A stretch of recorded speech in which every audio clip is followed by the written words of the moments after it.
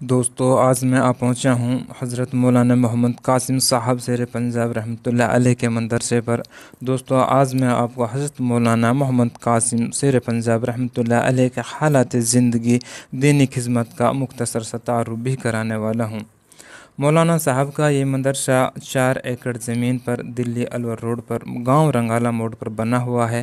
یہ گاؤں بڑکلے اور فیروز پور جھرکا کے بیچ میں ہے، جو آج کی تاریخ میں بڑے عہدے میں شمار ہوتا ہے۔ حضرت مولانا محمد قاسم زیر پنجاب رحمۃ اللہ علیہ کا آبائی وطن میوات میں راجستھان میں گاؤں نبالی ہے۔ مولانا کے والد صاحب ایک سیدھے سادے پہلوان تھے۔ تو دوستو یہ ہے مولانا صاحب کا مندرسہ، ماشاءاللہ کافی بڑا اور شاندار ہے۔ میں یہاں دوپہر میں پہنچا ہوں، بچے سارے اپنے اپنے کمروں میں آرام کر رہے ہیں۔ ظہر سے پہلے کا وقت ہے اور گرمی بھی کافی اچھی پڑ رہی ہے۔ تو آپ مندرسے کو دیکھتے رہیے اور میں آپ کو مولانا کے بارے میں کچھ بتاتا رہتا ہوں، آپ وہ بھی سنتے رہیے گا۔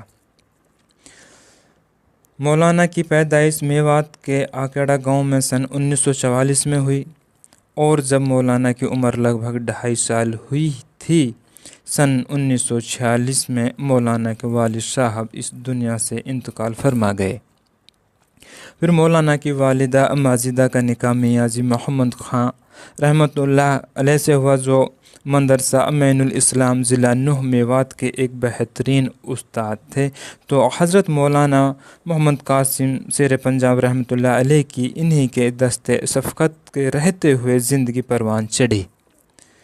حضرت مولانا نے 18 سال کی عمر میں حضرت نظام الدین مرکز سے سند عالمیت حاصل کی، پھر اپنے مشفق عظیم حضرت مولانا محمد یوسف صاحب رحمۃ اللہ علیہ کاندھلوی کی نگرانی میں رہتے ہوئے 3 سال مرکز نظام الدین میں خدمت انجام دی۔ تو دوستو اب میں آپ کو لے کے چل رہا ہوں مندرسے میں بنی ہوئی ایک بڑی عالیشان مسجد میں۔ تو یہ مسجد کے دونوں طرف بنے ہوئے لیٹرین اور باتھ روم ہے، ٹوائلٹ روم، جو بہت ہی اچھے طرح سے بنے ہوئے ہیں، اور مسجد میں دائیں بائیں اور سامنے سے تینوں طرف سے راستہ مسجد میں اوپر جانے کے لیے بنا ہوا ہے، اور مسجد کے صحن میں دونوں طرف وضو خانے ہیں، اور یہ جو آپ دیکھ رہے ہیں یہ ریڈی میڈ مینار کا سامان مسجد کے صحن میں رکھا ہوا ہے۔ اب آپ مسجد کو اندر سے دیکھیں گے اور میں آپ کو مولانا کے بارے میں جانکاری دوں گا۔ آپ مسجد دیکھتے بھی رہیے اور مولانا کے بارے میں جو ہم آپ کو بتاتے ہیں وہ سنتے بھی رہیے گا۔ حضرت مولانا محمد یوسف رحمۃ اللہ علیہ کے انتقال کے بعد حضرت مولانا انعام الحسن صاحب رحمۃ اللہ علیہ کے دور میں حضرت مولانا انعام الحسن رحمۃ اللہ علیہ نے مولانا قاسم زیر پنجاب کو ان کے جذبہ اور محنت کو دیکھ کر سن 1967 کے آخر میں ایک جماعت کے ساتھ پنجاب میں 1 ہفتہ کے لیے بھیجا۔ پنجاب کے سفر سے واپسی کے بعد حضرت مولانا محمد قاسم زیر پنجاب رحمۃ اللہ علیہ کا دل پنجاب کے مسلمانوں کے اجڑے ہوئے اور مساجد کو ویران دیکھ کر کارگزاری سناتے ہوئے دل بھر آیا۔ تو دوستو یہ ہے مسجد کا اندر کا ویو نظارہ، ماشاءاللہ کتنا خوبصورت ہے، آپ کمنٹس میں بتائیے گا اور میں مولانا کے حالات آپ کو بتاتا ہوں۔ لہٰذا مرکز نظام الدین نے علماء حضرت نظام الدین کے علماء نے مشورہ سے ان کو دوبارہ مالیر کوٹلہ پنجاب میں ایک چھوٹی سی مسجد میں امامت کے لیے بھیج دیا۔ چنانچہ حضرت مولانا محمد قاسم صاحب رحمۃ اللہ علیہ نے وہاں جا کر علماء حق پیدا کرنے کی کوشش کی۔ بہت زیادہ کوشش کے بعد علماء حق پیدا ہو گئے۔ اس علاقے میں سکول اور کالج تو بہت سارے تھے، مگر مدارس میں ایک چھوٹا سا مکتب قرآن کریم کا مالیر کوٹلہ محلہ جمال پورہ میں تھا، جس کے بانی قاری مقصود صاحب رحمۃ اللہ علیہ سہارنپوری تھے۔ مالیر کوٹلہ شہر کی سرزمین میں شیر پنجاب رحمۃ اللہ علیہ کی محنت سے پہلے باہر کے علماء رہتے تھے۔ گورنمنٹ پنجاب کی طرف سے مسلم ریاست ہونے کی بنا پر جو مسلم مفتی اور شہر قاضی رہتے تھے وہ باہر سے بلائے جاتے تھے۔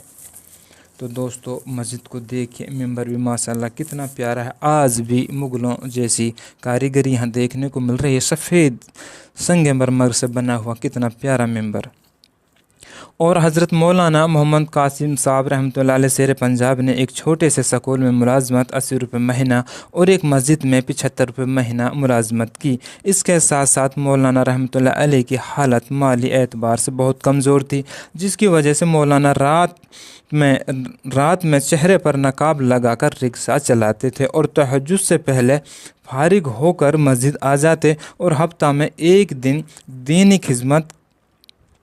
خدمت کے نام سے پنجاب میں چنڈی گڑھ اور ہماچل جا کر مالیر کوٹلہ کے دینی کام کرنے والے ساتھیوں کے ساتھ سن 1967 کے اجڑے ہوئے پنجاب کے مسلمانوں کے حالات اور ویران مسجدوں کو دیکھ کر شہر و دیہات میں آپسی جوڑ پیدا کرنے کے لیے جماعت علماء ہند و جماعت اسلامی اور جماعت تبلیغی جماعت کا سہارا لے کر وقف بورڈ کی طرف سے اماموں کی ترقی کرائی۔ بعض جگہوں میں نئی مساجد بنوائیں۔ مولانا کے پاس اپنا پیسہ نہ ہونے کی وجہ سے شہر کے حیثیت مند مسلمانوں کو لے جا کر جماعت اکٹھا کی اور تقریر فرمائی۔ کچھ مسلمانوں نے چندہ دیا اور غیر مسلمانوں نے بھی اس کے بعد مساجد و مکاتب کا کام شروع کرایا اور قوم کے حوالے کر دیا، اور جب بھی وقت ملتا دیکھنے کے لیے جاتے رہتے تھے۔ مالیر کوٹلہ میں باغ والی مسجد اور مسجد بابو دھام کالونی میں اور پنچکولہ میں اور سیکٹر 4 چنڈی گڑھ اور امبالہ اور دوسری بہت سارے جگہوں پر مسجدوں کو آباد کرایا۔ تو دوستو یہ مسجد کے صحن میں بنے ہوئے وضو خانے بہت ہی پیارے ہیں۔ کرایا 18 سال پنجاب میں خدمت کرنے کے بعد سن 1975 میں حضرت مولانا محمد قاسم صاحب رحمۃ اللہ علیہ شیر پنجاب اپنے وطن میوات نوح واپس آ گئے۔ جگہ کی قلت اور کثرت افراد کی بنا پر پھر فیروز پور زہرکاں میں قیام پذیر ہو گئے۔ آپ کے اس وقت 4 بڑے کاروبار تھے: چمڑے کا کاروبار، مرغی دانے کا کاروبار، چاند مار کا صابن کا اور پرانی گاڑیوں کا۔ اس کے بعد سن 1990 میں ایک بہت بڑا حادثہ مولانا کے گھر پر ہوا۔ تو دوستو یہ مولانا صاحب سے ہماری اس مدرسے میں ملاقات ہوئی۔ مولانا نے بتایا کہ میں بچوں کو، مدرسے کے سبھی بچوں کو انگریزی اور ہندی پڑھاتا ہوں، بڑے اور چھوٹے سبھی کو۔ ایک گھر پر ہوا بہت بڑی ڈکیتی ہوئی، جس سے گھر کے اندر کی کوئی چیز باقی نہ رہی۔ اس وقت مولانا بنگلور کے سفر پر تھے۔ پھر سن 1992 میں حضرت مولانا محمد قاسم صاحب رحمۃ اللہ علیہ میل کھیڑلا اور میوات کے دوسرے بڑے بڑے علماء نے حضرت کے لیے یہ مشورہ دیا کہ آپ ایک مدرسہ قائم کر لیجئے، جس سے آپ کے گھر کی حفاظت ہوگی اور بچے بھی دینداری میں لگے رہیں گے۔ اس وقت مولانا رحمۃ اللہ علیہ نے اللہ کے بھروسے پر سن 1992 میں فیروز پور زہرکاں میں ایک مکتب کی شکل میں ایک مدرسہ قائم کیا۔ بعد میں طلباء کی تعداد دیکھ کر حضرت والا نے اپنے چاروں کاروباروں کو بند کر کے کی رقم سے 4 ایکڑ زمین دلی الور روڈ پر گاؤں رنگالہ میں خرید لی اور ان کو بحمدللہ مدرسہ انوار القرآن محمدیہ رنگالہ موڑ فیروز پور زہرکاں کے لیے وقف کر دیا، جو آج کی تاریخ میں ایک بڑے ادارے کی شکل میں الحمدللہ جاری و ساری ہے۔ حضرت مولانا نے اپنے علاقے میں دین کی خدمت اور تبلیغ کے لیے اسی مدرسہ میں اپنی ساری زندگی خدمت انجام دیتے رہے۔ تو دوستو آخر میں ہم پہنچے ہیں مولانا کی قبر شریف کے پاس۔ آپ دیکھیے اور مولانا کے لیے کچھ کلام پڑھ کر آپ ثواب بھی بھیج سکتے ہیں۔ اور یہ ہے مولانا صاحب کی قبر شریف، آپ دیکھیے اور پڑھیے مولانا۔ دوستو آپ لوگوں کو ویڈیو کیسے لگا اور کچھ بتانے میں یا کہنے میں غلطی ہوئی ہوں تو ان کو بھی کمنٹس میں آپ بتائیے گا۔ انجام دیتے رہے یہاں تک کہ 12 جنوری سن 2015 کو اپنے ادارے کے مہمان خانہ میں اپنے مالک حقیقی سے جا ملے۔ انا للہ و انا الیہ راجعون۔ اللہ تعالیٰ مولانا کی قبر کو نور سے منور عطا فرمائے اور اس کے ادارے کو दिन दोगुनी रात चौगुनी तरक्की अता फरमाए, आमीन सुम्मा आमीन।